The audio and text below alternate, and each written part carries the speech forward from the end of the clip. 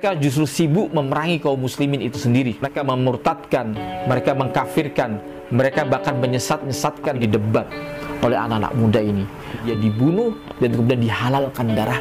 Hal hunaka alaqatun Rand Corporation wa gulatu takfir. Apakah di sana ada hubungan korelasi antara Rand Corporate yang dimiliki oleh Amerika Serikat di dalam memanfaatkan kelompok-kelompok gulu fit takfir, di dalam memudaratkan, di dalam membahayakan kaum muslimin hari ini. Wallahu a'lam.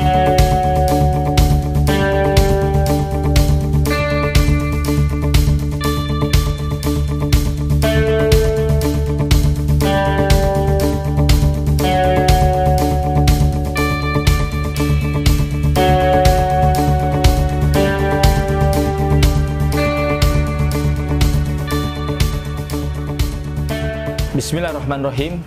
Assalamualaikum warahmatullahi wabarakatuh.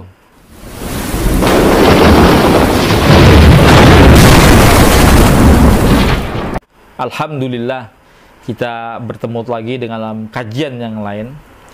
Masih di dalam kajian di dalam kitab Jawabus Soal yang dikarang oleh Syekh Atiyatullah Al-Libi, yang mana ada sebuah hadis Rasulullah Sallallahu Alaihi Wasallam yang menjadi ciri khas atau alamatul khawarij, tanda-tanda orang yang terindikasi mempunyai paham-paham khawarij, paham-paham harurah, yang mana Rasulullah mengatakan yaqtuluna ahlal Islam wa yada'una 'alal awthan. Salah satu ciri khas daripada khawarij itu adalah dia membunuhi orang-orang Islam dan membiarkan para penyembah berhala. Maksudnya apa? Dalam banyak aktivitasnya, dalam banyak vonis ya dan pelebelan, mereka justru sibuk memerangi kaum muslimin itu sendiri daripada orang-orang kafir atau orang-orang kafir asli itu sendiri. Orang-orang kafir asli justru selamat lisan dari tangan mereka, dari lisan dan tangan mereka. Tetapi justru kebalikannya, mereka fokus, mereka concern kepada kaum muslimin itu sendiri. Mereka memurtadkan, mereka mengkafirkan, mereka bahkan menyesatkan daripada kaum muslimin di luar daripada kelompok mereka. Dan kemudian hari, ya, dari ciri khas ini yang disebutkan oleh Rasulullah Sallallahu Alaihi Wasallam, mereka seringkali menjadi kepanjangan tangan bagi orang-orang kafir yang memusuhi agama ini. Mereka sering diinfiltrasi, mereka sering dikotapsi, ditunggangi oleh orang-orang jahat untuk memanfaatkan mereka, untuk memudaratkan kaum muslimin, untuk memecah belah daripada kaum muslimin yang mulia ini. Nah, maka untuk itu dalam sejarah kita bisa melihat bagaimana Utsman terbunuh, ya, oleh siapa? Oleh anak-anak muda yang baru tumbuh jenggot, yang dia tidak mengetahui bagaimana jasa besarnya Utsman bin Affan terhadap Islam, dan bahkan Rasulullah Shallallahu Alaihi Wasallam menjamin masuk surga Utsman, dan bahkan sampai Rasulullah Shallallahu Alaihi Wasallam menikahkan dua putrinya Ummu Kulsum dan Ruqayyah kepada Utsman bin Affan. Tapi didebat oleh anak-anak muda ini, bahkan kemudian dia dibunuh dan kemudian dihalalkan darahnya. Demikian juga Ali bin Abi Thalib, suami daripada Sayyidah Fatimah ibnu Zarah, ya, Fatimah tu Zahrah, yang kemudian merupakan putri daripada Rasulullah SAW, itu juga dibunuh dikarenakan kesalahpahaman. Oleh siapa? Oleh anak-anak muda yang tidak tahu jasanya besarnya Islamnya, ya, jasa besar keislamannya kepada Islam ini, ya kan? Baik Utsman maupun Ali bin Abi Thalib dibunuh oleh anak-anak muda ini yang baru masuk Islam, yang tidak tahu betapa besar dan jasanya Utsman bin Affan dan Ali bin Abi Thalib kepada umat Islam dan Islam itu sendiri. Dan mereka dikudakan oleh kekuatan besar. Mereka dipakai, ya, anak-anak muda yang baru semangat ini tidak sadar bahwa mereka sedang ditunggangi, ya, sedang dipengaruhi, diprovokasi oleh Abdullah bin Sabah untuk menumpahkan darah para sahabatnya.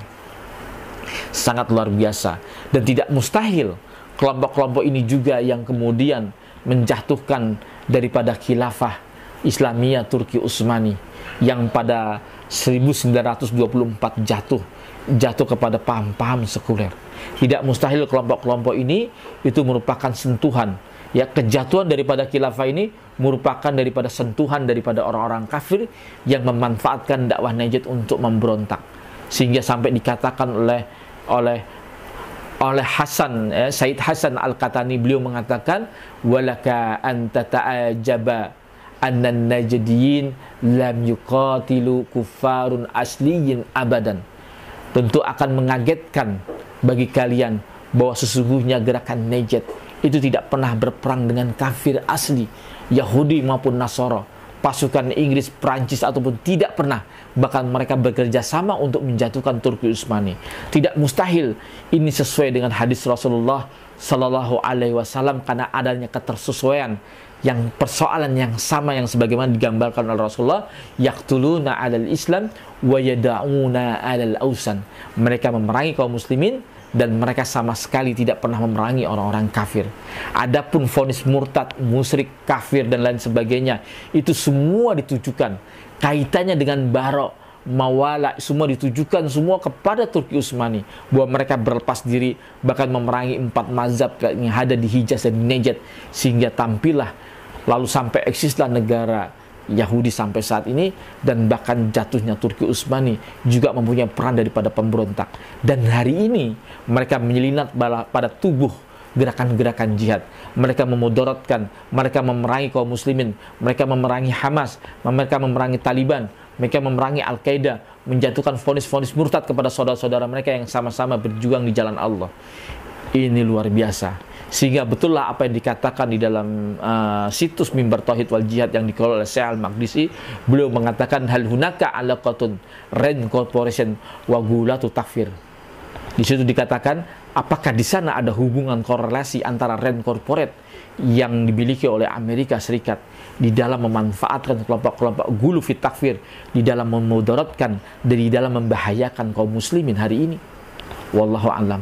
Kita bisa lihat sepak terjang mereka, peperangan-peperangan mereka, sebagaimana persis apa digambarkan oleh Rasulullah Sallallahu Alaihi Wasallam, yaqtuluna 'alal Islam wa yada'una 'alal ausan. Demikian menurut pemikiran saya, bahwa gerakan-gerakan gulu fit takfir, gerakan-gerakan radikal adalah gerakan-gerakan yang kemudian disusupi untuk kemudian diadu domba untuk memecah belah daripada kaum muslimin. Dan ini mulai saya sadari, wahai saudaraku. Demikian dari saya, kurang lebihnya mohon maaf. Billahi taufiq wal hidayah. Wassalamualaikum warahmatullahi wabarakatuh.